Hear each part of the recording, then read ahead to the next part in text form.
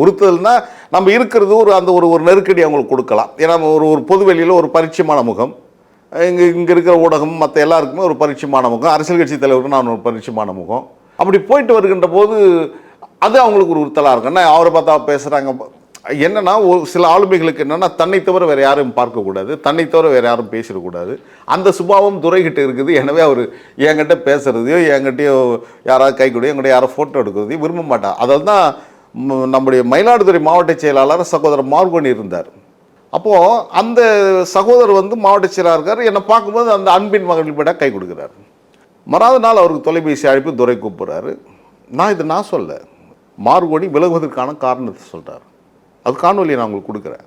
அப்போ அவர் சொல்கிறாரு, நான் இது மாதிரி கட்சியினுடைய துணை போச்சுல துரை நம்ம மல்லை சத்யா பார்த்து நான் கை கொடுத்துட்டேன், அது எப்படி கை கொடுத்தலாம், நீங்கள் எப்படி அவர்கிட்ட பேசலாம்னு சொல்லிட்டு அநாகரிகமான வார்த்தையை பயன்படுத்துகிறார்.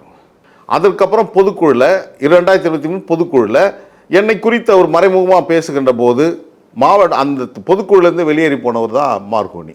அப்போது என்னை பற்றிய ஒரு நெருக்கடியை, என்னை பற்றி ஒரு தவறான புரிதல்ன்றதை விட ஒரு பொறாமை, நம்ம வெளியேறணும்னு நினைச்சு ஒரு சுபாவம் கொண்டவராக தான் துரை இருக்கிறார். எனவே அந்த நெருக்கடிகள் முத்தி கொண்டே போச்சு. இன்னைக்கு இந்த நிலைமைக்கு வந்திருக்குது.